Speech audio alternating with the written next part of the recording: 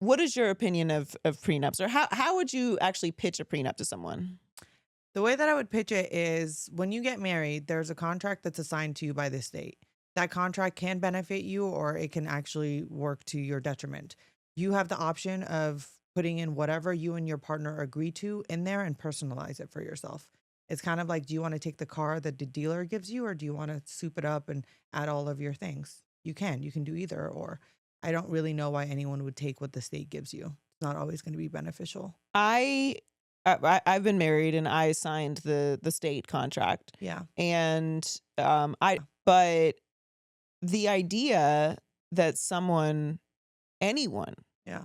if you have nothing or you have a lot, Mhm. would get married without a prenup is, I don't understand it. Like, I don't understand what I see a lot of people talk about, I would never sign a prenup. It's not romantic. Like, huh? That's just crazy. It's a contract. If I Yeah. give you a contract, we're going into business together. Yeah. And I give you a contract that I got off LegalZoom Yeah. and gave it to you, and I just expected you to sign the contract. You don't have one note. You have no That's redlining. crazy. You have nothing to say to Not it. a single thing. I think there's a lot of people who don't want to sign a prenup, validly so, because the opposing party wants to take everything from them. So I understand that perspective. It's really hard, and this is the nuance that gets left out often. Your prenup is only going to be as good as what the other person is willing to give you. It's a negotiation, right? So I put certain things in my prenup that someone else might not be able to get away with because their partner is not granting it to them. Right. The women that are unwilling to sign prenups, some of them, is because the person is coming to them and saying, you're going to be in this marriage, and if you walk away, you get nothing. I completely understand in that situation. When I was at Columbia getting an LLM, I wrote a paper about how choice is a fallacy. There is no real choice for women, and we can talk about that another day. But there are a lot of situations that I also want to highlight where a woman has been dating someone for 4 or 5 years, and the partner comes to them and says, I want you to sign a prenup, and you're not getting anything. In that case, you don't really have that many options. Yeah, you do. You can walk away. That's a choice. 1000%. But I'm saying if you want to be in that relationship, you don't have that many options. Well, yeah, but that's then that is your choice. Though. Yes, that is of fundamentally your choice. Yeah, it is. And then you're choosing a person that is willing to put that on the table for you. 1,000%. And that is also something that you should consider. Yeah. In that situation. Which is why I look at marriage really so much, I get scolded for this all the time. I don't care. Marriage is a business, of course it is, arrangement. Yeah. Yes, you do have sex with your partner. Yeah, you have partnership. kids, but it is a partnership. Yeah. That's why people hate the word partner, because they're like, what do you mean? Like a woman? Yeah. No, you're a partner. Like that person is your partner. You buy property together. You build businesses together. You raise children together. You make medical decisions. You decide what to do with your parents when they age. Yeah. Like you buy cars together. How you pay your bills. What kind of color you paint your house. Like everything is a decision that you have to do together in some way or another. Even if your partner's like, I don't care about what color you paint the house, that's still a decision that is made. Yeah, it's still a conversation that you're having. Right. And I also feel like this is why it's so important to talk about these things early on in your dating, so that you don't spend 4 or 5 years with someone and then they bring it up out of nowhere. When you go to therapy, they tell you there's like 4 or 5 categories that can result in divorce, and money is obviously one of them. Having conversations about finances is so important early on, not just prenups, but how much debt are you in? You do not want the first time that you are going into the marriage or going into a prenup conversation to be the first time that either party knows about each other's debt or income. Like, I just don't understand, how are you feeling comfortable laying down with somebody, giving them your body, but you don't know how much debt they're in? Boy. Well, No, you gotta tell me how much debt you're in before you get this body.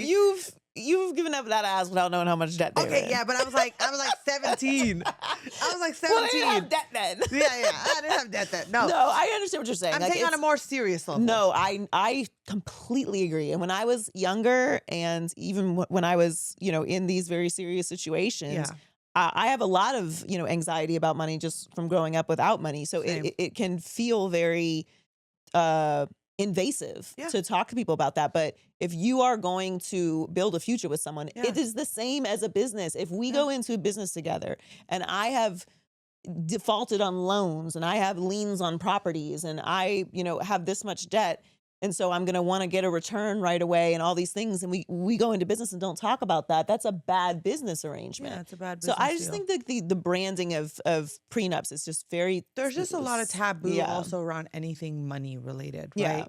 This country was, I wanted to say invaded, reformed by people who, It was invaded. right, It was colonized. by people who didn't necessarily, they wanted to get away from talking about money, and they were the humble folk, right? So there's this culture of you talking about money is just a faux pas. It's not, especially a woman doing it. You're not allowed to talk about those things, or else you're new money, or you didn't grow up correctly, or whatever. But the crazy thing is, those people that have money, they are talking about money. 1000%. They want to know how much money you got. Are you here for money? Are you bringing money to the table? They talk about money the most. Do you know how this money works? Yeah, they just don't like the way that we're talking about it. Yeah. But they're talking about it every day in their businesses and in their investments. But when they get married, they are talking about it. Like 1000%. that's why that mama is like, yeah, she ain't the one. All their stuff is in trusts and wills and, different formats to make sure that nobody goes and messes up the entire family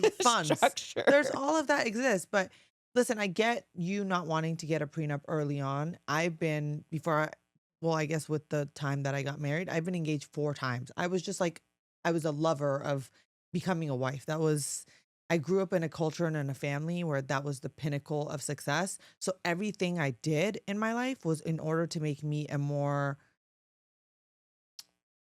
desirable wife, right? So go get the degrees and go do this and do that, and just so that the best of the best will then want to marry you. Right. Because people do want to marry you in their own proximity. But at the time, when I was younger, when I got married the first time, I didn't sign a prenup. But I mean, that relationship was just all of it problematic. It was different. Yeah, it was different times. Yeah, I think you talked about the prenup with Cammie, right? Yeah, I did. Yeah. I think I've been familiar with it and just the stigma around it for so long, and then now having been married and just obviously most of our friends are married or getting married, and we just have more information now that and I see obviously social media is a wormhole of nonsense, but just the people who are like, if she won't sign a prenup, like, who are you talking to?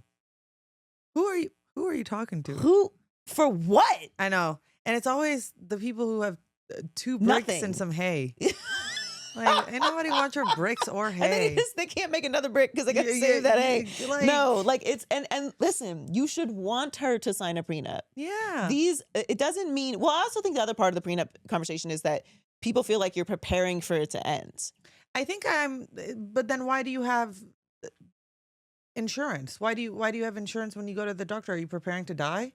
You just know that it's a possibility, right? Right. Why are you wearing a seatbelt? Are you prepared to get into a car accident? Why are you wearing sunscreen? Are you going to get skin cancer? You should just not do anything. But you can't engage with, I do think that prenups are for sophisticated parties. And it's okay for us to acknowledge that not everybody is a sophisticated party and just move on. Some people. We don't need to help the dum-dums. Divorce court needs to exist for some people, right? Or what are they going to go out of business? It needs to exist. Divorce attorneys need to exist in order to make money off of these people. I don't even engage. Have a prenup or don't.